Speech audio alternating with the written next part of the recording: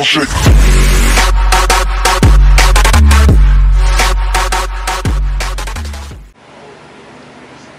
What's up, guys? It's Steve here from Planted Tanks, and I'm actually at a subscriber's house today filming some of his aquariums. He invited me into his house kindly enough, so I'm going to give him a chance to introduce himself.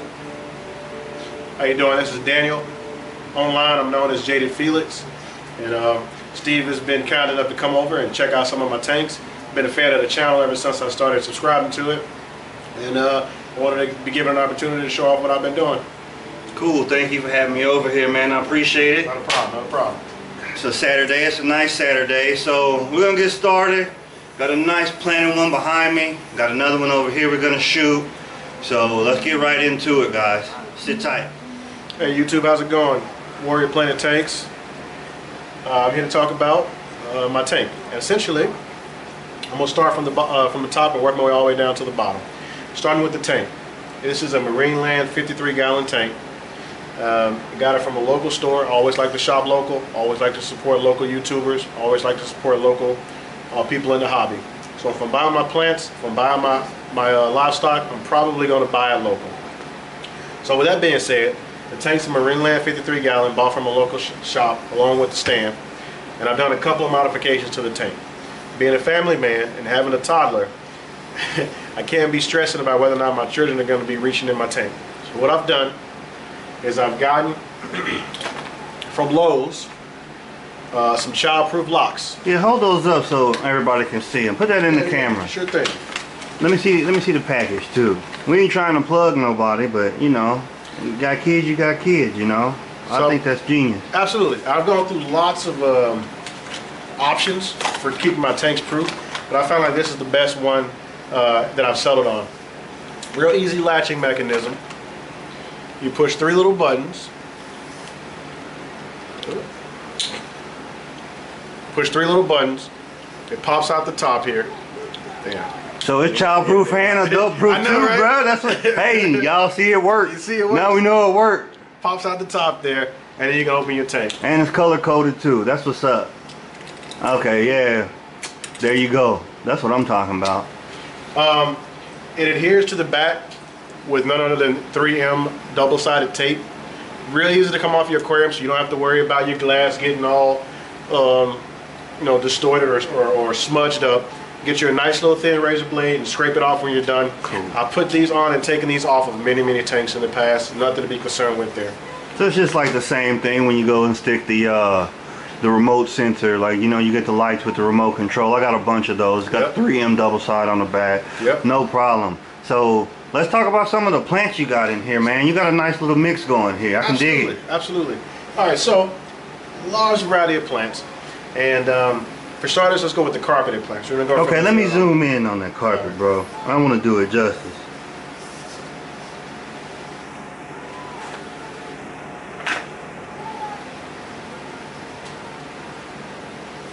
Go ahead, man. All right, good. Cool beans.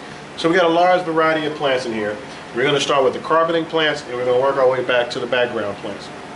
So for carpeting plants, what I've got in here is a star repens, as well as dwarf hairgrass. Now, if you'll notice, my star repens looks a little bit ratty at the moment, and there's a story behind that. What happened, man? Seriously. So, in the beginning, this star repens carpet was something to marvel at, and it's bouncing back now.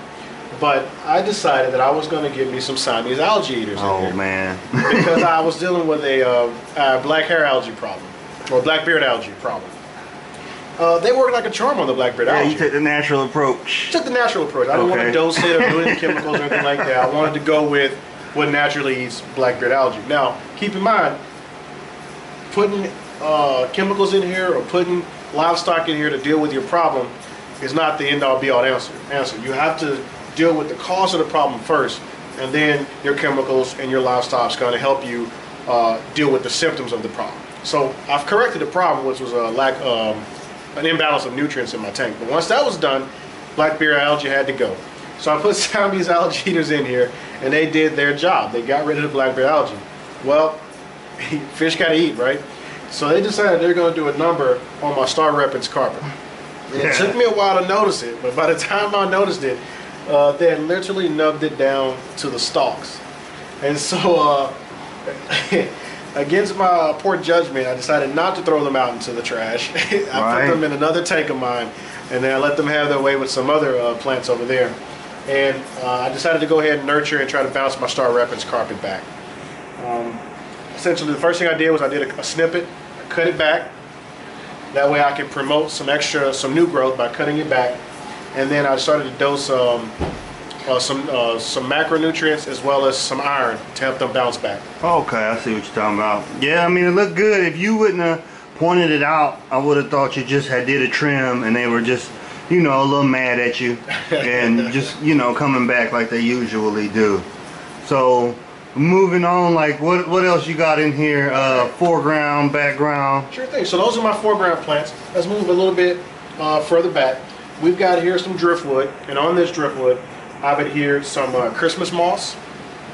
We've got some buse, courtesy of Warrior Planted Tanks here. Oh man, come on now. Really nice plant. It's a plant that you don't really see commonly here locally. So to be able to get it from a local provider, as well as get something that's out of the ordinary, I love the fact that I was able to do that, and I couldn't wait to feature that in my tank. Back there and behind the buse philandra and the Christmas moss is a crypt. It's a crypt wendeti. I've recently done a trim back on the crypt wendeti as well. Around the same time I did a trim back on my Star Reference. I run into a little bit of trouble here with my Scarlet Temple plant. My Scarlet Temple plant doesn't like the temperature I have to keep my tank at in order to keep my discus and my blue ram happy. And you can be in this hobby for years and years and years, and you always run into something that puzzles you. And I could not figure out why my Scarlet Temple plant wasn't thriving anymore. This plant didn't used to always host discus, and it didn't always used to host blue rams, so it was thriving in the beginning when I used to have tiger barbs. I ramped my temperature up to 82 degrees, which is the sweet spot in my opinion for discus and blue rams. And when I did that, almost overnight, my Scarlet plant started to dwindle down, started getting diminishing returns, poor growth, holes in the leaves, etc., etc. So what I've decided to do is actually remove these guys from the tank because they're just not going to be able to cohabitate with the discus. And I'm going to put them in another tank where they'll thrive and do much better in. Behind there you'll see some kabamba. The kabamba is a recent addition to the tank. I put them in there as a background tank to try to see how they're going to do. I really like that different leaf structure that they add to the tank. Kind of breaks up the big leafy sward type plants I have in the background. I think it's going to make a really great addition. On the left back here you'll see some Amazon sward. It's an old sward plant I've had for years and years and years. And I recently ran into a nutrient deficiency issue with it. If you notice, there are some holes in the leaves, which is typically indicative of iron deficiency. So, and nutrient deficiency in my substrate. So this particular substrate is about 2 years old now. So it's pretty much run its course in terms of being able to provide nutrients. And what kind of substrate are you actually using down there? Yeah, not a problem. So this is a fluorite black sand. Fluorite makes lots of different types of substrates. This is the fluorite sand black, and it's a really awesome substrate. Came chock full of nutrients. I use fluorite black. Oh yeah? I love it. I use fluorite black, and then there's a product called Grow Pro Black Diamond. The black doesn't do anything. I just like the color. Gotcha. You know, I've kind of went away from the red clay look, the terracotta look. Yep. I guess if that's the color. I like black substrates, you know. Darker substrates make plants pop. That's just a personal preference. I mean, you can use whatever color you want, but I can dig black. Yeah, I'm right there with you on that. And so this substrate has kind of run its course, what I've done is I've supplemented with root tabs. And the root tab addition was about 2 days ago. So I'm looking to see this Amazon sward bounce back once I give it a trim. So I'm going to obviously have to trim these leaves with the holes in it to try to promote new growth. But once I trim these leaves with the holes in it, I'm going to add iron supplement in the water column. And I'm also, like I said, with the addition of those root tabs, I should see this Amazon sward bounce back. She's probably my oldest plant. I've had this plant for about 3 years. And I'm not ready to give her up anytime soon. Don't worry, bro. We'll get you. Dr. Green Thumb here, bro. We'll get you. We'll get you, bro. I hear you. I ain't worried about it. So moving over to the right side of the tank. A little bit of different plant selection on that side of the tank. I use this substrate, white substrate, to kind of break it up here. Just your typical aquarium gravel to try to give it a lake view, or a pebble waterbed view, or lake bed view. And on the other side is what I call my jungle. And it's a lot wilder compared to the left side of the tank. On this side of the tank, we're dealing with some Ponjageden. The Ponjageden is a rather new addition to the tank. I had it in another tank of mine. I really like the look of it. The crinkly, wavy leaves really stand out to me, and I decided it would be a good addition on that side of the tank. Right behind the Ponjageden is an onion plant. You'll find these in your typical Petco, PetSmart, in the bulb packages. And if you give me a second, I'll grab one and I'll show it to you. Yeah, go ahead, man. You're talking about the crenum, right? Yeah, absolutely. It's crenum. So, if you've seen these in your local Petco, PetSmart, it's a bulb plant pack. And I've had really good success with these. Now, these will be really fast growing plants and really easy to care for plants. Nothing to them really. And that's where the Ponjageden came from, as well as the crenum. I'm glad you gave me the name of that. Yeah, so you got a Ponjageden ovasis in the front, one of my favorites, and then in the back you got the crenum. Yep, absolutely. And then behind that, what you got there? A little jungle valve. Jungle valve. Yep, another one of my personal faves.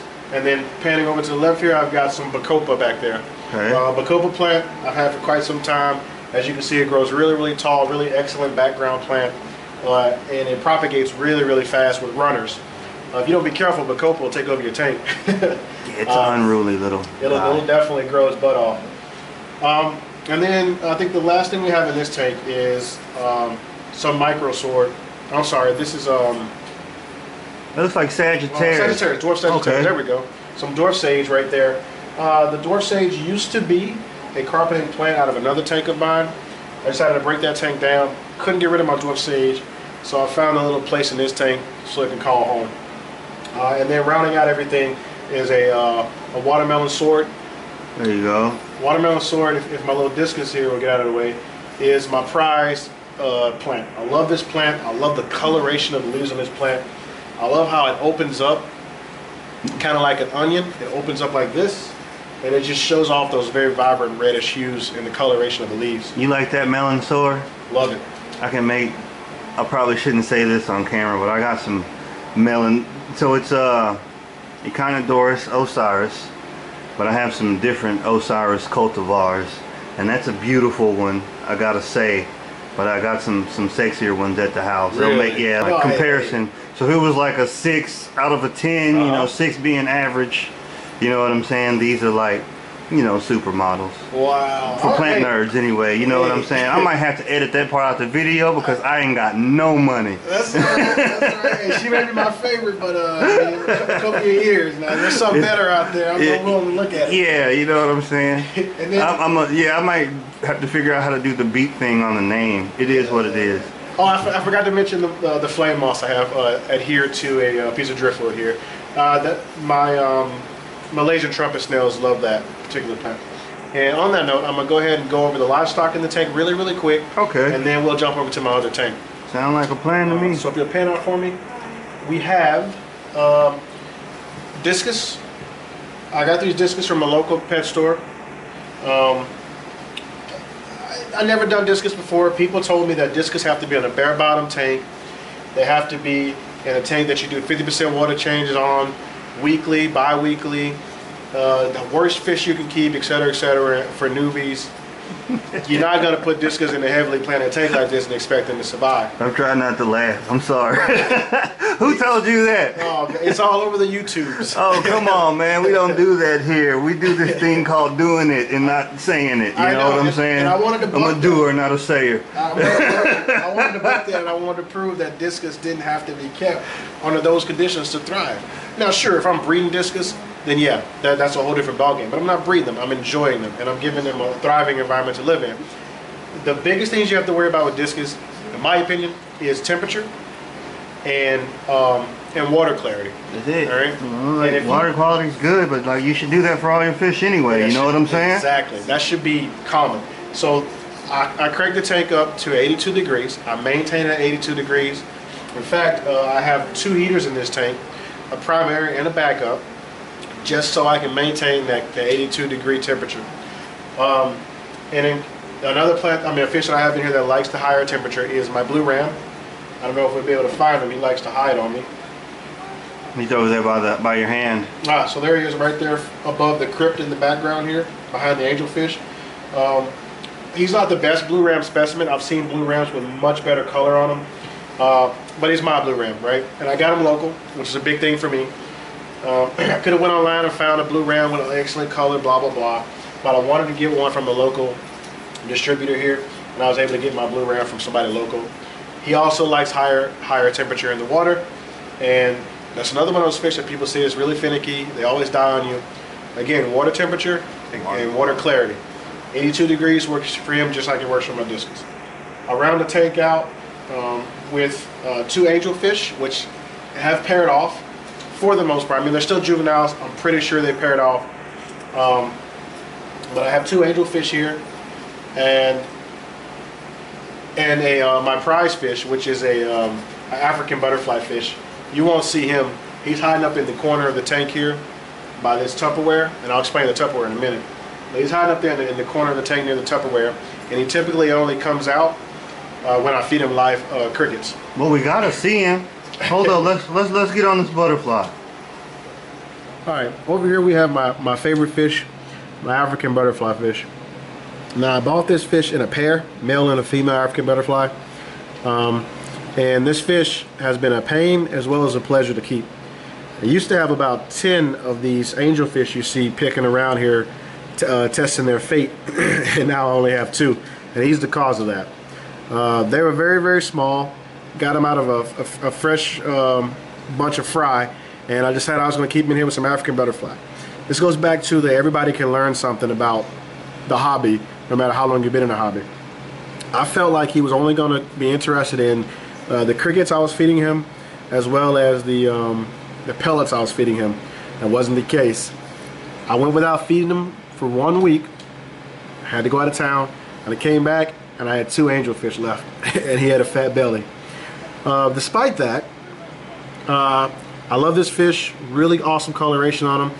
They like to swim at the very top of the surface of the water, and they're fast. Don't let them fool you. When you get a cricket in the water, they will snatch that bad boy up in a heartbeat. Yeah, it's Panodon Buccolzi. It's one of my personal favorites. It's Africa, and he's in the arowana family too. That's probably why you ate all your angelfish. I didn't know that. Yeah, now you know. Okay, so wrapping it up real quick, I want to thank Daniel for inviting me into home. Thank you very much, brother. I appreciate it. Not a problem. It's really cool being able to see one of my subscribers' tanks, and this is awesome. I ain't even gonna lie. Like I told you guys, I don't aquascape, but this is sweet. Like this is just a really nice layout, real creative. I see you got a lot of different things going on, and that's what it's all about. Putting your own fingerprint on your tank because it's yours. Not gonna get preachy. I mean, I got the Red Bull raging through me right now. I kind of want to, but I'm gonna refrain from doing so because I gotta hit traffic. But a beautiful tank. Do what you love and do what you do. Everybody's tank ain't gonna be the same, you know. Inspiration, yeah, I call it copying. Do what you want. This is Steve from Warrior Planted Tanks. Once again, Daniel, thank you very much, brother. Not a problem. I appreciate you. Thank you for having me. No worries. Thank you for inviting me into your home. You guys stay cool. I'm out. I'm gonna catch these discus one more time, man, before I turn this camera on. Just nice, bro.